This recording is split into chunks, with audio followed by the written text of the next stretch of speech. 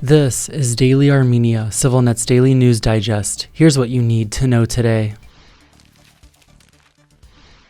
Armenia's top diplomat held separate meetings yesterday and today with his American, European, and Russian counterparts, among others. Yesterday, Foreign Minister Ararat Mirzoyan reviewed the latest developments in ongoing Armenia Azerbaijan peace efforts with Secretary of State Antony Blinken and Joseph Borrell, the European Union's foreign policy chief. The officials also discussed prospects for expanding ties according to readouts of the talks. Today, Mirzoyan met additionally with Russian Foreign Minister Sergei Lavrov to discuss issues on the bilateral and regional agenda, according to Armenia's foreign ministry. No other details were made immediately available. The diplomats are among the dozens of senior officials gathered in Skopje, North Macedonia for a high-level summit of the Organization for Security and Cooperation in Europe. That also includes Azerbaijani Foreign Minister Ceyhun Bayramov. An Armenian government spokesperson today confirmed to the Armen press news agency that Mirzoyan and Bayramov do not plan to hold talks on the sidelines of the summit. Meanwhile, the Armenia Azerbaijan Joint Border Commission convened today for a fifth round of talks, but again came away with no concrete results, according to Yerevan's readout of the meeting. In a statement, Armenia's foreign ministry said only that the two sides had agreed to talk more frequently. The meeting marked the first formal direct talks between Yerevan and Baku since Azerbaijan's lightning offensive against Nagorno-Karabakh in September, which led to the collapse of the local government and the forcible displacement of nearly all of the region's Armenians. Armenia and Azerbaijan formed a joint commission to formally define their border last year, but nothing has come of it so far.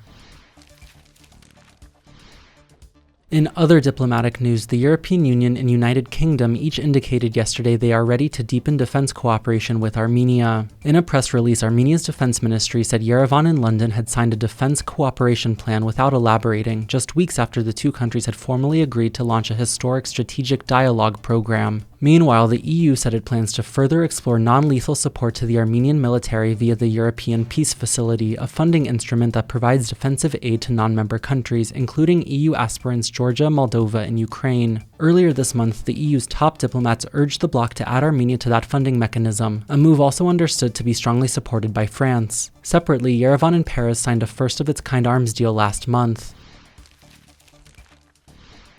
The rate of poverty in Armenia has declined this year, but so has the country's median per capita household income. Those are the headline takeaways of this year's annual household survey by Armenia's Statistical Committee out this week. 24.8% of Armenians lived below the country's official poverty line of $121 per month, a year-on-year decrease of 1.7%, surveyors found. But at the same time, median per capita household incomes fell slightly to $185 per month. Our full write-up is up now on civilnet.am. And in the latest development on the escalating crisis over a pileup of hundreds of Armenian trucks at a key border crossing with Russia, Yerevan yesterday took the rare step of calling an emergency meeting of a Moscow-led trade bloc. For the full story, you can take a look at our latest article on civilnet.am. You can also check out the latest episode of CivilNet's Weekly Insights series. This week, host Eric Hakopian reviews Armenian Prime Minister Nikol Pashinyan's marathon question and answer session with the public last week, breaks down the latest developments in the region, and more. You can find the full broadcast up now on our website and YouTube channel. And finally, the CivilNet number of the day is 100. That's the total number of museums in Armenia, according to the latest figures from the country's state-run statistical committee. And as always, please follow CivilNet for the latest news and independent reporting from our contributors on the ground here in Armenia.